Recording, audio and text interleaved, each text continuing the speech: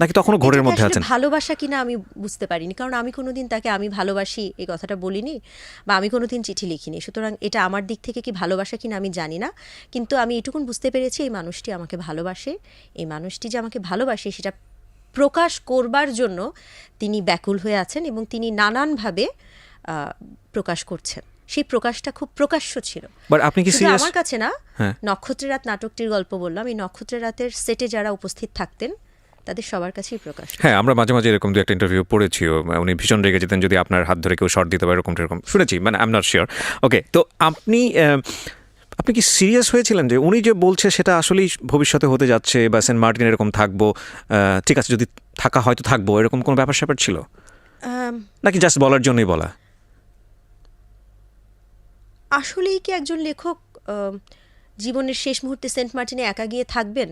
এই জিনিসটা আমি অনেক ভেবেছি, কিন্তু সেই থাকাটাকে আসলে তিনি হাইপোথেটিক্যালি বলেছেন নাকি সত্যিকারের সেন্ট মার্টিনে গিয়ে থাকা বলেছেন, সেটাও একটা চিন্তার বিষয় ছিল। আমি ভেবেছি হাইপোথেটিক্যালি বলেছেন। হাইপোথেটিক্যালি বলতে যে শুধু সেন্ট মার্টিনে গিয়ে থাকা না, জীবনের একটা সময় একাকিত্বের ডিসিশন নেওয়ার জন্য একটা সঙ্গী লাগে, গল্প করারও একটা সঙ্গী লাগে।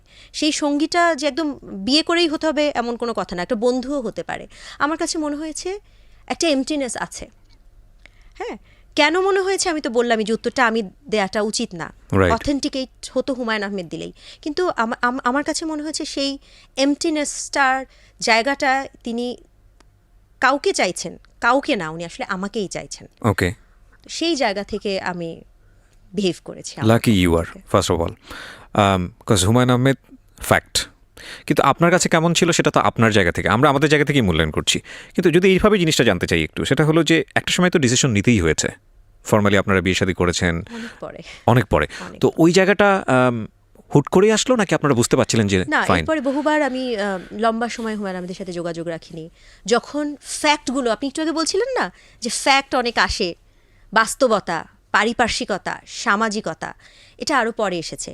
যখন দেখছি যে ওনার ভালো লাগার মাত্রাটা বাড়ছে, যখন দেখছি আমার ভালো লাগার মাত্রাটা তৈরি হয়ে গেছে এবং আমার ভালো লাগার মাত্রাটাও বাড়ছে, যখন দেখছি শুটিং শেষ তাও উনি আমাকে বিভিন্ন ছুতায় মিটিংয়ে ডাকছেন, যখন আমি দেখছি যে আমারও যেতে ভালো লাগছে, তখন পারিপার্শ্বিকতা, সামাজিকতা, বাস্তবতা তখন মাথায় আস্তে আস্তে আসে।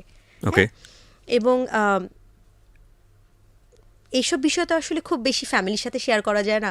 টুকটাক এখানে আমার একজন স্কুলের বন্ধু আছে, টুকটাক স্কুলের বন্ধুর কাছ থেকে তখন একটু যে না আসলে কি এটা ঠিক হচ্ছে, উনি কি এটা এভাবে বললো, কেন বললো, অনেক কিন্তু তখন আলাপ আলোচনা চলে আসে। আচ্ছা উনি এটা বলতে কি মিন করলো, হ্যাঁ, তো তখন তারাও একটু না এটা মনে হয় ঠিক হচ্ছে না, এরকম অনেক কথা তখন আসে। তো বাস্তব কথা চিন্তা করতে গিয়ে তখন আমরা একটা বড়, আমরা বলবো না, একটা বড় ব্রেক নিয়েছিলাম যে কাজ করবো না আর। আমি হুমায়ুন আহমেদের নাটকে মাঝখানে বহুদিন কাজ করি। ততদিনই কি পত্রপত্রিকায় মোটামুটি লেখালেখি হচ্ছে আপনাদেরকে নিয়ে? না, তখনও শুরু হয়নি।